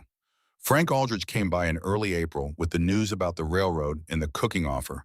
And Emma took the work because the arithmetic was straightforward. 2 months of wages would buy tools, seed possibly a second milk animal. And these things had calculable value to her long-term situation that was greater than the value of spending those 2 months on construction that could wait until autumn. She specified her condition without apology. The cabin remained hers. She would return when the work was done, and Aldridge accepted it with the directness of a man who had no interest in terms he hadn't been offered. She spent the weeks before the railroad crew arrived, adding the second room she had planned since January, a storage and workspace off the east wall of the original cabin, built using the same composite wall method, but with the additional confidence of having done it once already. The corner joints were better. The mortar work was faster. The French drain connection was planned from the beginning rather than added as a correction. She rebuilt the firebox interior while the weather allowed outdoor clay work using a stone selection that August Bauer had described as ideal for high-temperature service, a dense sandstone with minimal visible grain variation taken from the deepest part of the outcrop rather than the surface layer. She fired it through 3 graduated temperature cycles before building any serious fire, letting the thermal mass adapt slowly, and it showed no spalling after a week of regular use. Ruth Cassidy arrived in late May with her son Daniel, 12 years old, and carrying his mother's quality of focused attention in a younger face. They came to discuss the spring rebuild of Ruth's cabin, but what happened over the afternoon was something that Emma had not anticipated and could not have planned for. Daniel asked questions, not the diplomatic bounded questions that adults asked when they wanted to appear engaged, without revealing the depth of their uncertainty, but the direct, literal questions of a child who has not yet learned that questions can be socially costly. Why did the smoke need to travel sideways before going up? Why couldn't it just go straight up faster? Why did the stone stay warm when the fire was completely out? Each question was a request for the mechanism, not the method, and answering each one required Emma to find the simplest, accurate language for a physical principle she understood but had never needed to put in those terms. Every explanation that was too abstract received a follow-up question that forced a more concrete formulation, and the more concrete formulation was almost always more accurate as well as simpler. When she told him that the stone stored heat the way water stored it in a warm bath, not the same heat, not the same rate, but the same principle of a mass absorbing and releasing, she saw him understand it, and the understanding she saw in his face was complete in a way that technical language rarely produced. Ruth watched this exchange and said when Daniel had gone to look at the masonry system's exterior, "You could teach this to anyone." Her voice held no excess warmth. It was an observation precise and meant. Not the building anyone with hands can learn the building. The thinking underneath it. The way you just explained thermal mass to a 12-year-old is clearer than anything I've read in a farming almanac about fireplace management. Emma thought about this later after they had left, and she was working through the firebox rebuild by herself in the long spring afternoon light. She thought about what it meant to know something versus what it meant to be able to give the knowledge to someone else in a form they could keep. August Bauer had known the design completely. He had drawn the diagrams 15 times on the wagon train and explained the principles to anyone within range of his voice. But the diagrams had required the knowledge to be already present to be understood, and the explanations had assumed a level of technical background that most of the wagon train's members didn't have. The knowledge had remained in him rather than transferring. She had been close enough and attentive enough to catch most of it, not because she was exceptional, but because she had been standing at the right distance with her attention fully extended. The teaching she began doing that summer was not formal. She did not announce it or set aside time for it. What happened was that people came to look at the cabin and ask how it worked, and she told them, in the order and language that she had developed through the process of explaining it to Daniel, starting always with the physics, never with the procedure, because a person who understood why heat moved through mass the way it did could adapt the construction to their specific materials and site conditions, while a person who had only the procedure was helpless the moment the procedure didn't fit the circumstances. She worked for the railroad crew through September and October, cooking for 30 men and answering questions about the masonry design during evening hours, sketching channel cross-sections in the dirt, the way August Bauer had sketched them on the wagon train, but with the adjustments that experience had taught her, the exact channel dimension ratios that produce reliable draft, the clay mix proportions that held through temperature cycling, the minimum vertical rise required for given channel path lengths. 2 members of the crew built versions of the system at their own claims before the year was out. She heard about this secondhand and felt something she did not examine too closely, a satisfaction that was not pride in the ordinary sense, but something more like the satisfaction of seeing a translation succeed. The summer rebuild of Ruth's cabin went to the end of July. Emma helped with the channel system construction and in the collaborative work of building the same design a second time with different stone and slightly different site geometry. Both of them learned things the first construction hadn't taught. The channel path in Ruth's system was shorter than Emma's by 3 feet, which reduced the thermal mass but improved the draft reliability in a location with less consistent wind than the alcove. The firebox opening ratio was adjusted to compensate. The finished system heated Ruth's cabin with 60% less wood consumption than the conventional fireplace. It replaced a number Ruth calculated herself through the winter and reported back with the satisfaction of a person whose prediction had been confirmed.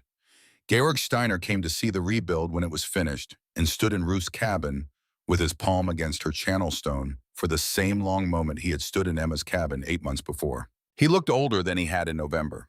The winter had done something to his movement that the previous autumn had not yet begun. Emma watched him from the corner of her eye and registered the change without commenting on it, because commenting would have required him to acknowledge it, and she understood, without discussion, that some men required the dignity of their diminishment being unremarked.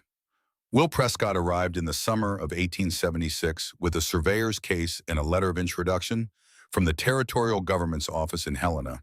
He was 28 years old, trained as a civil engineer, and assigned to document frontier construction techniques for a territorial infrastructure assessment, specifically to catalog what was working and what was failing in the building practices of the rapidly expanding Montana settlements. He had heard about the masonry heater from 3 separate sources before he arrived, which was a fact he mentioned on the first day with the matter-of-fact quality of someone establishing the scope of their prior research rather than offering a compliment.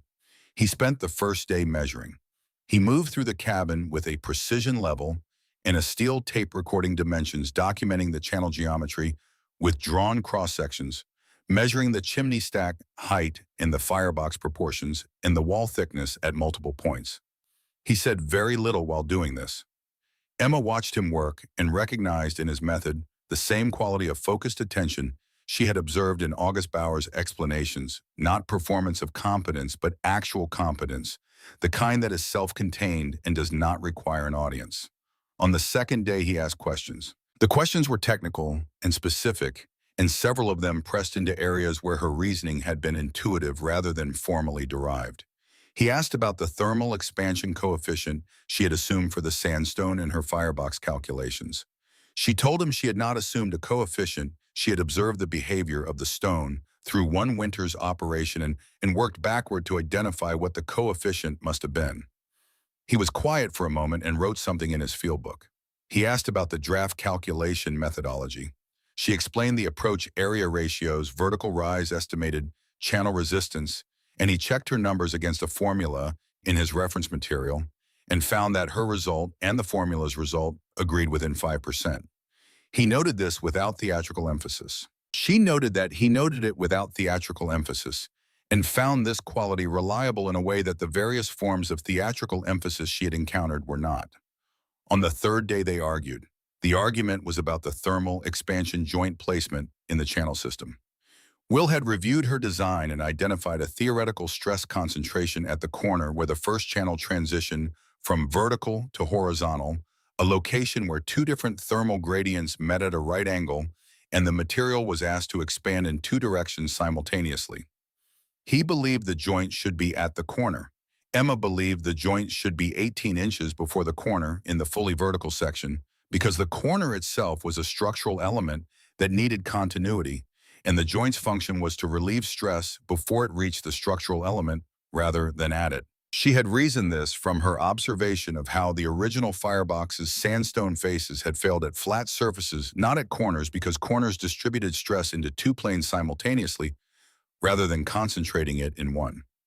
Will checked this reasoning against his reference material and found that the reference material did not address the specific case. He checked it against his own training. He looked at the corner in question for a longer time, then ran his finger along the mortar joint at that location, feeling for any indication of existing stress movement. There was none. He looked at the flat face 12 inches up from the corner and found a hairline that Emma had already noted and was monitoring. The corner is holding because the geometry distributes the stress, he said. The flat section is showing early movement because it has nowhere to distribute it. He wrote in his field book, "Your placement is correct. The textbook is incomplete." He said this the way he had said everything technical, as information, not concession, and without the performance of having to overcome something in order to say it. Emma filed that moment separately from the other moments of the conversation. It was not that he had agreed with her. Plenty of people had agreed with her, some because they understood the reasoning and some because they were deferring to the person who had built the structure and lived in it.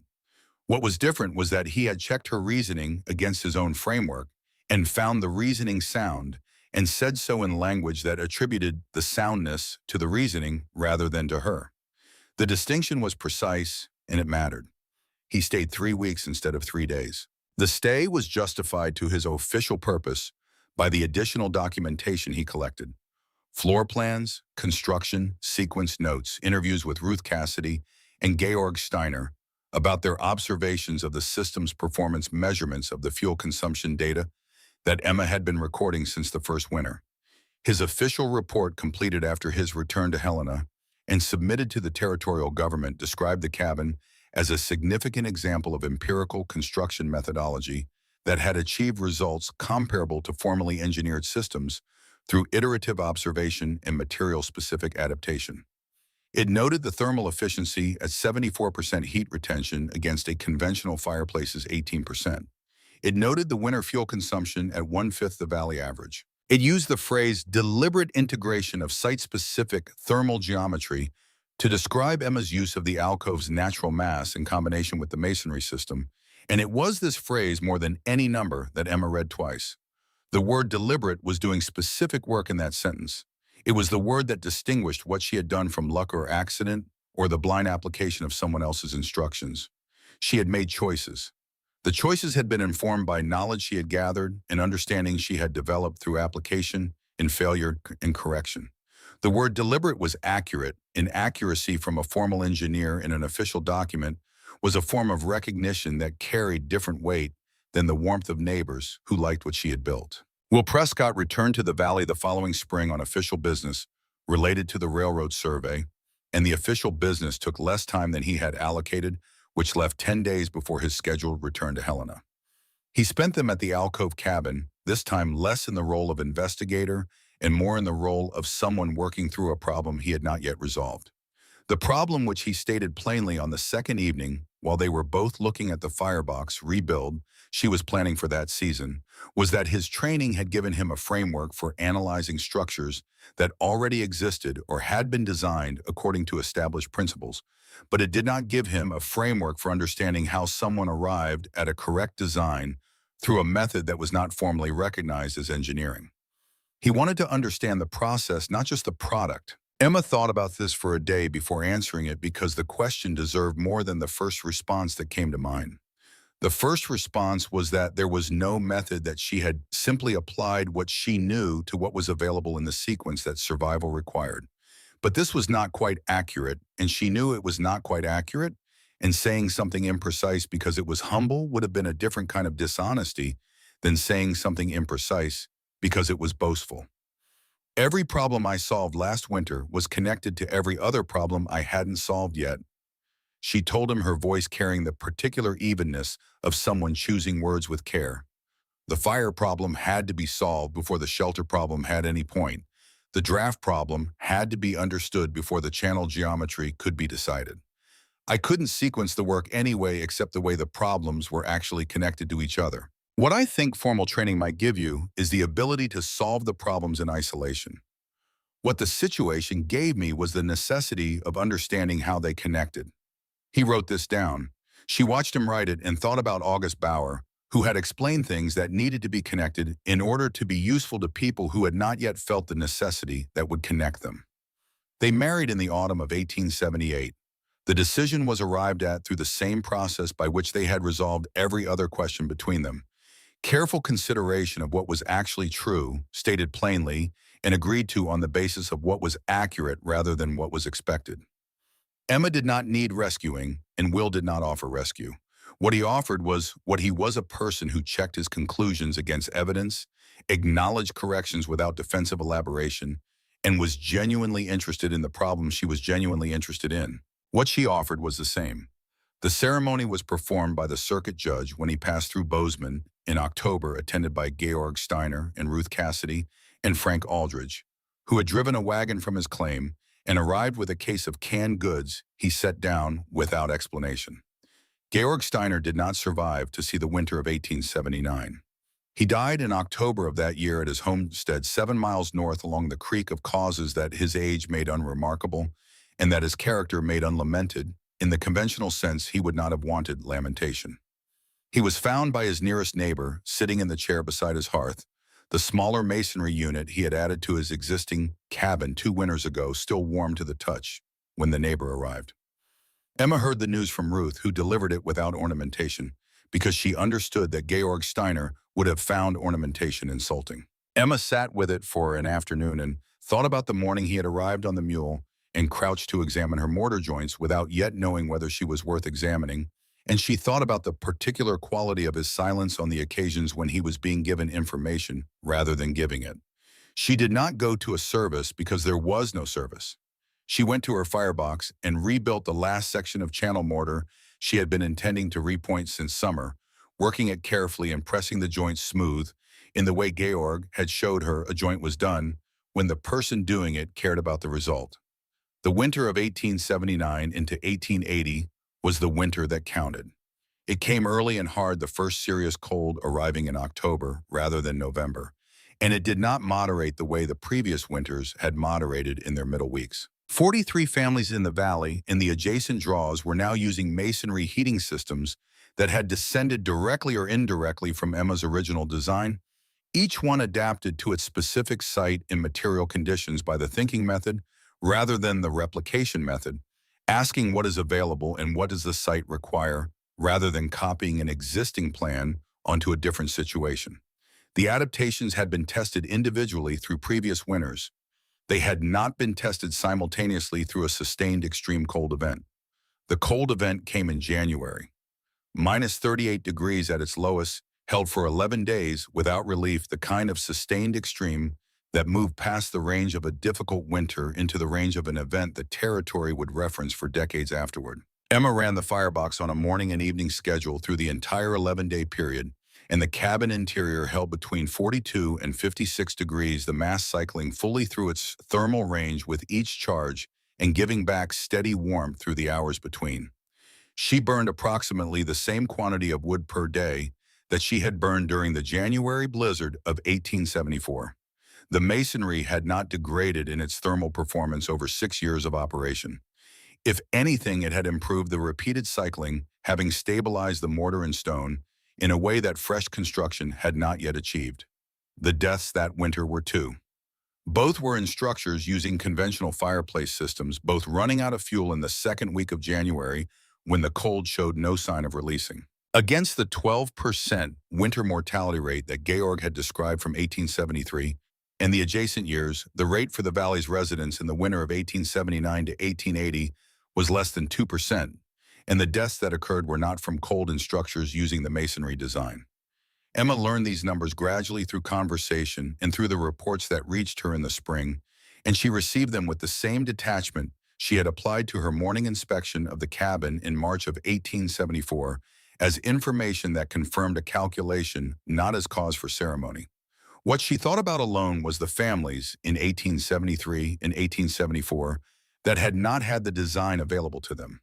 The Johnsons, the two families whose deaths Georg had cited when he first watched her work in November. The man who had died of an overheated stovepipe before Emma arrived in the valley. These losses were not reversible, and the existence of the design that had not reached them in time did not change their outcome. What it changed was what happened afterward, which was the only domain where change was actually possible. The summer of 1880 brought a new category of visitor to the cabin, not settlers looking to learn a technique, but people who had heard about the technique from settlers and had come to assess it for broader application.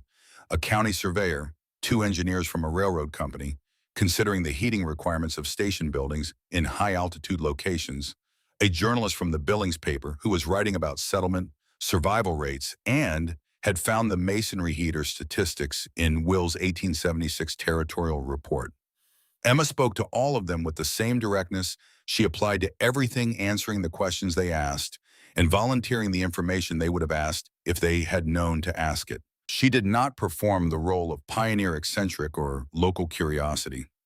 She described a design that worked, explained why it worked, and noted the conditions under which it might not work, because a design described without its failure modes was not a complete description. The journalist asked if she had thought about writing the design up formally in a pamphlet or a technical article. Emma thought about the bark letter and about the evening explanations she had given to Daniel Cassidy and to the railroad crew members, and about the way the best explanations she had given had always been responses to specific questions rather than prepared statements. Writing it down assumes you know the questions the reader will have, she told him. Every person who built one of these systems had different questions because they had different stone and different sites and different winters. The design has to be learned through the questions, not around them. The journalist wrote this down. She did not think he had understood it, but that was not her problem to solve. Will's work for the territorial government brought him home for longer stretches as the decade progressed, and his reputation for accurate assessment made his remote site expertise more valuable than his office presence.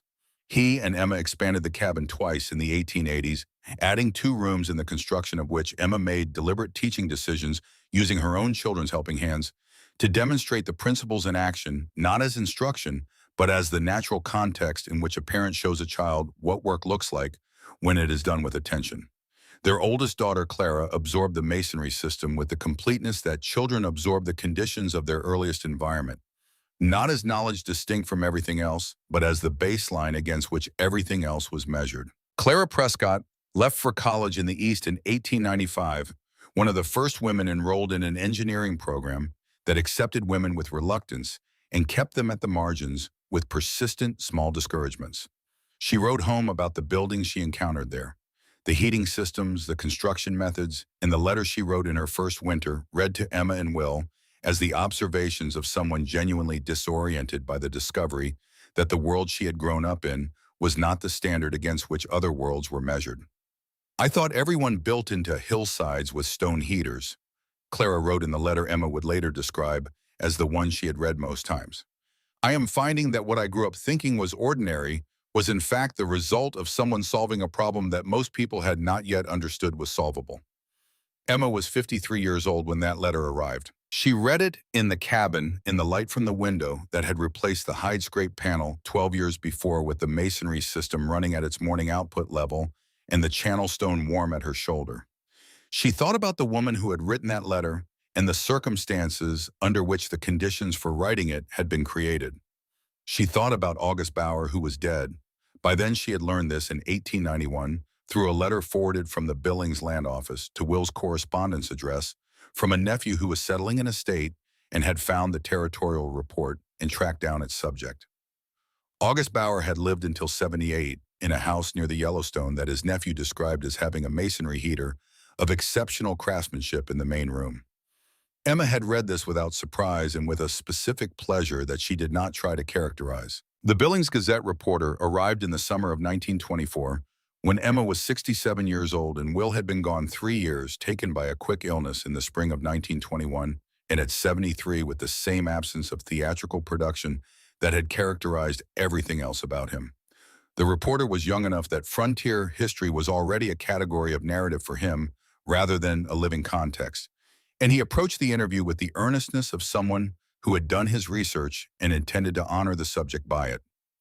He asked careful questions about the early years, the construction process, the design principles. Emma answered them as she had always answered questions about the design, starting with the mechanism and working toward the application. At the end of the interview, he asked the question Emma had been expecting since he arrived, the question that journalists and historians always arrived at, eventually the one that was not really about engineering or about history, but about meaning. What did it feel like to have survived what most people would have called unsurvivable odds? Emma looked out the window that had once been a gap covered by scraped hide. Outside, the valley was green in the way Montana Valley floors were green in July, the creek running clear at its summer level, the ridgeline holding the same position it had held when she was 16 years old, and sitting in a road watching a wagon shrink to a point. "I didn't think about the odds," she told him, and her voice carried the particular quality of someone reaching for accuracy rather than quotability. "I thought about what the stone would do and whether I was asking it to do the right thing. The stone doesn't have an opinion about who you are. It behaves according to what you put into it." That seemed like a fair arrangement. He wrote this down. She watched him write it and thought that he was probably going to use it at the end of his article, which was fine. It was accurate. Accuracy was the standard she had held everything to since the night in November, when she had looked at a mismatch between her draft calculation and the actual behavior of the smoke, and had climbed onto the roof in the dark to fix it. The calculation had been wrong by a specific amount that a specific correction would address. She had made the correction. The smoke had run clean. This was the model for every problem she had encountered since, and she saw no reason the model should change at 67. The cabin was expanded to 6 rooms by the time Emma died in the spring of 1937, at 80 years old, in the same valley where she had sat in the road at 16 and watched everything familiar disappear over the western horizon. The original masonry system, the channel runs the firebox base, the wind collar on the chimney stack, remained the thermal heart of the building through all the expansions supplemented, but not replaced the newer rooms, drawing warmth from the same stone that had held it through the winter of 1879 and the winter before that, and the 60 winters between. Clara, who had remained in Montana after completing her engineering degree and had built her own career in the Territorial Surveying Office, wrote in her memoir, published in 1943, that she had spent the first 20 years of her life believing that the relationship between a structure and its heating system that her mother had built was simply how buildings worked when they were built correctly. It was not until her first winter away from home in a building that consumed enormous quantities of fuel to produce a heat that still left the corners of rooms cold that she understood the difference between a building that managed heat and a building that worked with it. She wrote that her mother had never described what she built as an achievement, and that this had seemed natural until she became an engineer and understood how unusual the achievement actually was. In the summer of 1952, when Clara sold the property to the National Forest Service and the agency's engineers conducted their assessment before taking possession, the inspection report on the masonry system noted that the original construction, 79 years old, showed no structural failure in the channel system, no significant mortar loss in the main channel runs, and that the firebox, though rebuilt twice in its history, sat on a foundation that was as solid in 1952 as it had been designed to be in 1873. The engineers who wrote the report were not given to excess, but one of them added a handwritten note at the bottom of the technical assessment, separate from the official text, that read, "This is better than most of what we build now." The cabin was dismantled in 1952 on the agency's safety requirements, the condition of the roof timbers having reached the end of structural confidence. The agency documented it thoroughly before the work began: drawings, photographs, channel cross-sections, mortar samples. Several stones from the original firebox interior, the ones Emma had set with frozen hands in December of 1873, were removed intact and transferred to the Montana Historical Society in Helena. They were cataloged and assigned a permanent display location in the Frontier Construction Collection. The label reads, Catchalofen-style masonry heater constructed 1873. Emma Hartwell Prescott, age 16. The stone that sits at the center of the display is the first interior face stone of the firebox, the one Emma had set on her knees in the alcove on the afternoon Georg Steiner arrived on his mule and crouched to examine her mortar joints. It is sandstone dark with decades of thermal cycling, the face that had been exposed to the firebox interior, showing the discoloration of 44 winters before the final rebuild of that section in 1916. The face that had been set against the mortar is still rough from the shaping Emma had done with a piece of granite, the marks of that work legible under the display lighting. Modern masonry specialists who have studied the design from Will Prescott's 1876 documentation note that the firebox-to-channel proportions Emma established through calculation and observation align within acceptable tolerance to the proportions that formal thermal engineering would derive for the same application a generation later, when the mathematics of heat transfer through porous media was formalized and published. They note the serpentine channel geometry as an effective solution to the problem of maximizing surface contact between exhaust gas and thermal mass, while maintaining draft reliability, a solution that appears in later engineered systems for the same reasons Emma arrived at it empirically. They note the integration of earth sheltering with masonry thermal mass as a design decision that multiplied the effectiveness of both techniques beyond what either would have achieved in isolation. The stone held through 79 Montana winters, not as monument, not as symbol, as stone doing what stone does when it has been placed correctly and asked to do the thing it is capable of doing by someone who understood what she was asking and why she was asking it. That is the only kind of permanence that is actually permanent.